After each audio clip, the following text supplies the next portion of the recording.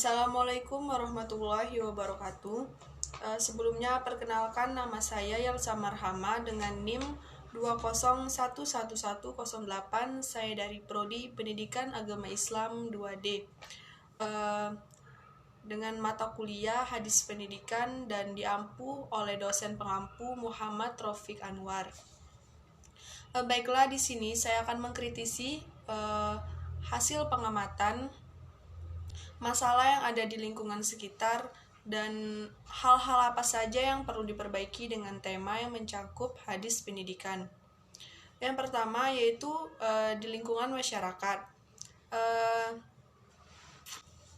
Menjaga kebersihan di lingkungan masyarakat, tingkat kesadaran masyarakat dalam menjaga kebersihan masih tergolong sangat rendah.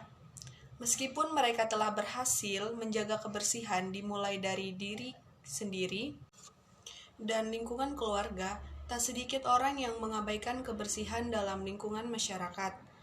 Sebagai contoh kecil, seperti yang saya ketahui, masih terdapat banyak sampah di sekitar lingkungan masyarakat, terutama sampah-sampah plastik, seperti plastik es, plastik layang-layang yang biasanya anak kecil bermain.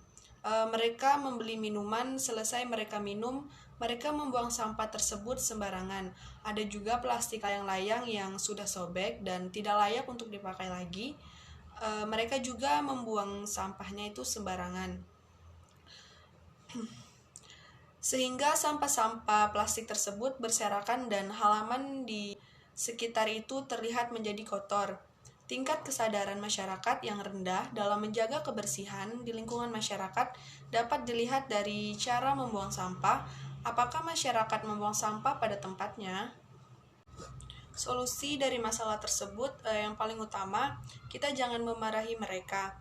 Yang mereka itu yang dimaksud dengan anak kecil, kita cukup menasihati mereka secara lembut, jangan membuang sampah sembarangan lagi. Selesai kalian bermain layang-layang atau membeli minuman, ada baiknya sampah tersebut langsung dibuang ke tempat sampah yang telah disediakan di depan rumah warga masing-masing, agar terlihat lebih bersih dan kalian pun nyaman untuk bermain. Tidak ada sampah yang berserakan lagi, adanya petugas kebersihan hanyalah sebagai pembantu dalam menjaga kebersihan. Sedangkan faktor utama yang sangat berpengaruh agar lingkungan masyarakat terlihat bersih. Sekarang mari kita simak sama-sama video berikut ini. Adalah kesadaran masyarakat itu sendiri. Dampak serius dari kurangnya kesadaran masyarakat dalam menjaga kebersihan akan sangat terasa. Sekarang mari kita simak sama-sama video berikut ini. Adanya petugas kebersihan hanyalah sebagai pembantu dalam menjaga kebersihan, sedangkan faktor utama yang sangat berpengaruh agar lingkungan masyarakat terlihat bersih adalah kesadaran masyarakat itu sendiri. Dampak serius dari kurangnya kesadaran masyarakat dalam menjaga kebersihan akan sangat terasa. Secara fisik, lingkungan yang memiliki tingkat kesadaran rendah akan terlihat kotor dan tidak nyaman. Selanjutnya yang kedua yaitu di lingkungan keluarga. Pengaruh lingkungan pergaulan serta tempat tinggal, lingkungan dari pergaulannya merupakan salah satu penyebab utama seorang remaja dapat berbuat kenakalan. Sebagai contoh kecil, remaja yang tidak dibimbing dengan baik di rumah oleh orang tuanya akan mengikuti teman-teman di pergaulannya. Oleh karena itu, pergaulan remaja harus benar-benar diperhatikan orang tua. Lingkungan tempat tinggal juga bisa menjadi faktor penyebab kenakalan remaja.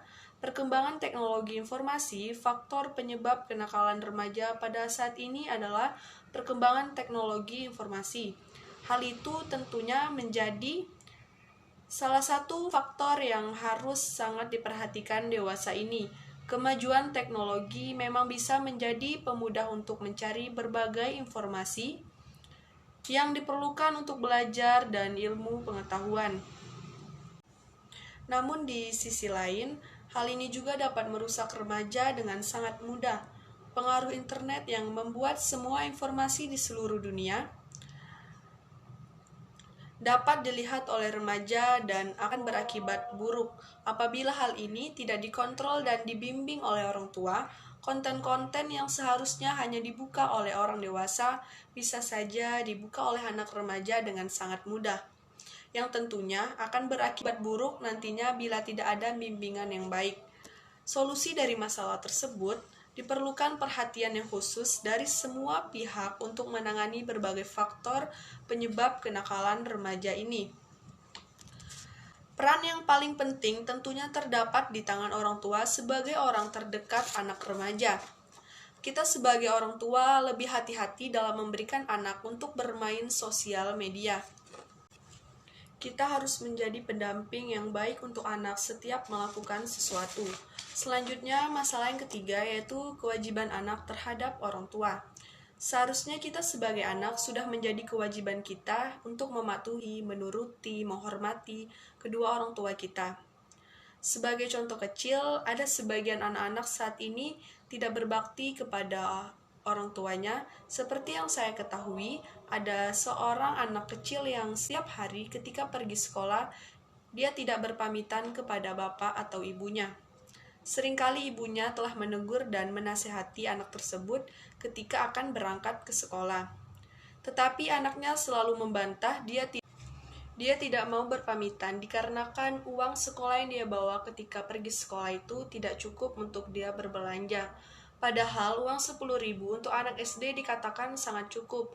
Setelah saya telusuri dan mencoba berbicara kepada ibunya, ternyata anak kecil tersebut memang sering berbelanja dan membayar teman-temannya.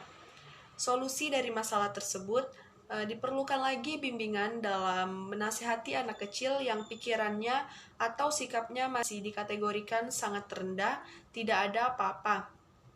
Kita sebagai orang tua seharusnya menasihati dengan baik agar anak tersebut menuruti orang tuanya. Setelah dikasih nasihat, anak tersebut akhirnya setiap pergi sekolah, dia selalu berpamitan kepada kedua orang tuanya. Sekian penyampaian masalah dari saya. Apabila terdapat kesalahan, saya mohon maaf kepada Allah, saya mohon ampun. Wabillahi taufiq wal hidayah. Wassalamualaikum warahmatullahi wabarakatuh.